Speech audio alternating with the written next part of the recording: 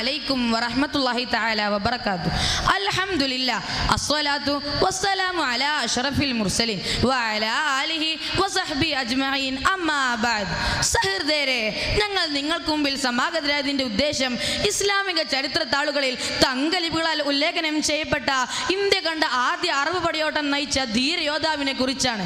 ഞങ്ങൾ പറയുന്ന കഥയുടെ പേര് സിന്ധിന്റെ പടനായകൻ. അതെ, സിന്ധിന്റെ പടനായകൻ. അഖില ജരാചര സൃഷ്ടാവിൽ നാം ഹംദോദി പാടിടാം. അഴകിൽ ത്വാഹ നബിയോരിൽ സ്വലവാത്തൂരത്തിടാം. അഴകിൽ ത്വാഹ നബിയോരിൽ സ്വലവാത്തൂരത്തിടാം. അറേബ്യയുടെ തെക്ക് പടിഞ്ഞാറൻ ഭാഗത്തെ സറാവത്ത് മലകളാൽ ചുറ്റപ്പെട്ട ഒരു കൊച്ചു ഗ്രാമം.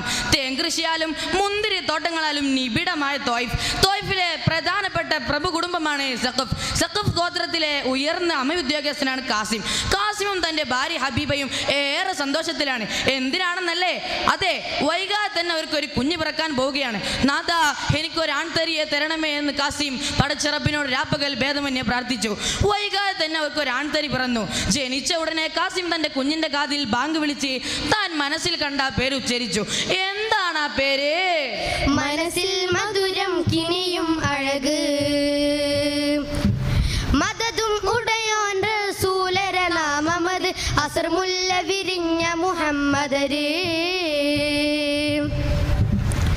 ആരംഭ പൈതലിനേറെ കണ്ടില്ലാമിന്, ആ ഖൈറിൻ പൂമുഖ റബ്ബിൽ തേടുന്നു തണല്.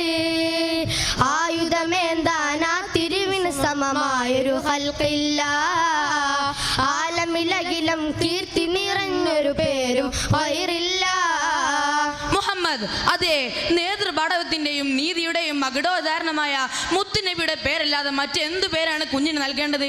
പക്ഷേ ആ വിളി കൂടുതൽ കാലം നീണ്ടു നിന്നില്ല.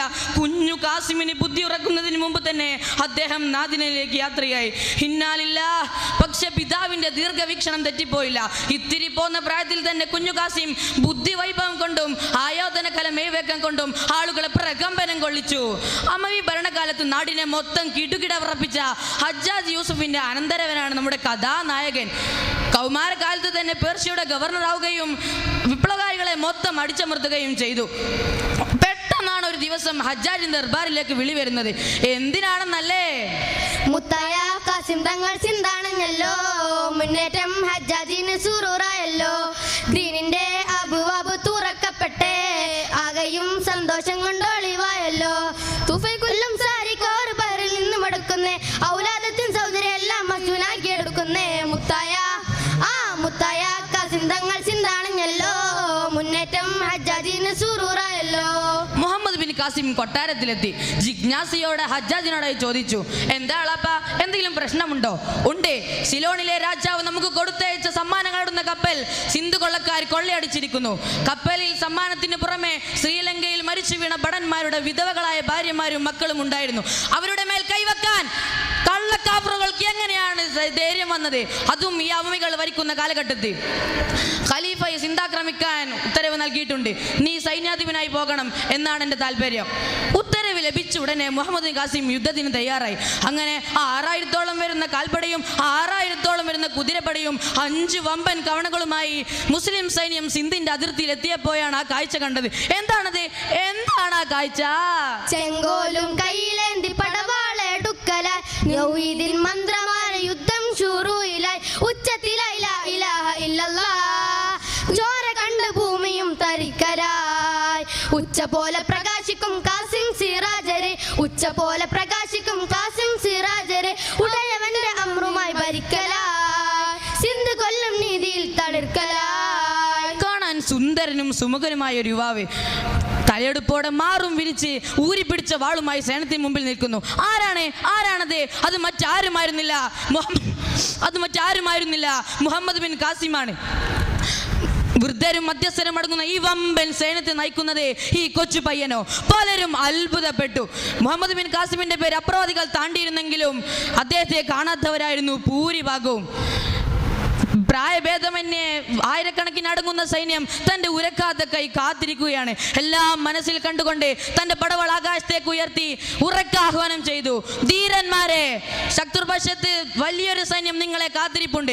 ഏത് പ്രതിസന്ധ ഘട്ടത്തിലും തിരിഞ്ഞോടുന്നതിനെ പറ്റി ചിന്തിക്കാതെ ലാ ഇലാഹ ഇല്ലല്ലാഹ് എന്ന കരുത്തോടെ നിങ്ങൾ മുന്നോട്ട് നീങ്ങുക. തീർച്ചയായും ഈ യാത്രയിൽ അള്ളാഹു നമ്മോടൊപ്പമുണ്ട്. ജയിച്ചാൽ ധീരയോദ്ധാവ്, മരിച്ചാൽ ധീര ഷഹീദ്. അല്ലാഹു അക്ബർ. മുസ്ലിം സൈന്യം സിന്ധിന്റെ മുക്കുമൂലകളിലേക്ക് ഇരച്ചു കയറി. നിമിഷ നേരം കൊണ്ട് ചിന്താന്തരീക്ഷം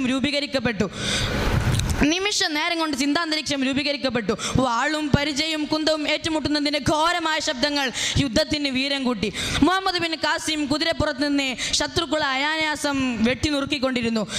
യുദ്ധം തുടങ്ങി ആരനായിക പിന്നിട്ടപ്പോൾ ആളുകൾ കണ്ടത് ദേഹമാസകലം മുറിവുകളുമായി ചോരയിൽ കുളിച്ചു നിൽക്കുന്ന മുഹമ്മദ് ബിൻ കാസിമിനെയാണ്.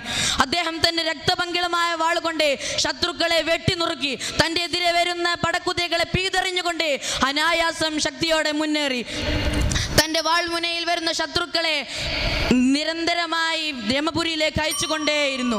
ഇതിനിടയിൽ തന്റെ മുഖ്യതിരാളിയായ ദാഹിറിനെയും അദ്ദേഹം വകവരുത്തി. ഇപ്പോൾ സിന്ധ് മുസ്ലിങ്ങളുടെ അധീനതയിലായി.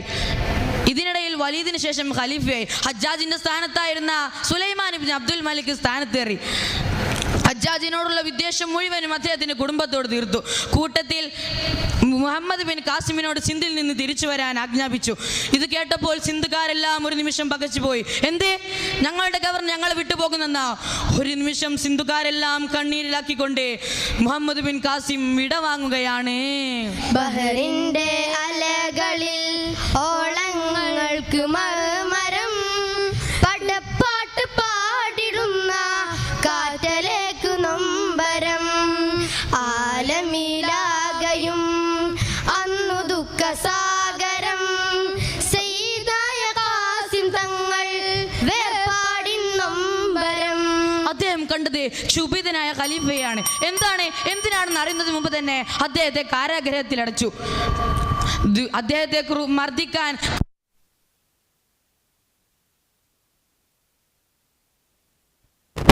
അദ്ദേഹം ക്രൂരമായതിന് സാക്ഷിയായി. അങ്ങനെ ഒരു ദിവസം സുബൈ സമയത്ത് അദ്ദേഹത്തെ ഉണർത്താൻ വന്ന കാവൽക്കാരൻ എത്ര ശ്രമിച്ചിട്ടും അദ്ദേഹത്തെ ഉണർത്താൻ കഴിഞ്ഞില്ല. നിറപുഞ്ചിരിയോടെ കയ്യിൽ തസ്ബീഹും മാലയുമായി അദ്ദേഹം ലോകത്തോട് വിട പറഞ്ഞു. പക്ഷേ എത്ര കാലം കഴിഞ്ഞാലും അദ്ദേഹത്തിന്റെ സുൽത്താനുൽ ഹിന്ദ് എന്ന നാമത്തിൽ അദ്ദേഹത്തെ ആളുകൾ പുകഴ്ത്തിക്കൊണ്ടിരിക്കും. അല്ലാഹു സുബ്ഹാനഹു വ തആല നമ്മയും അവരെയും ഒരുമിച്ച് കൂട്ടുമാറാകട്ടെ. അൽഹംദുലില്ലാഹി റബ്ബിൽ ആലമീൻ. അസ്സലാമു അലൈക്കും വറഹ്മത്തുള്ളാഹി തആല വബറകാതുഹു.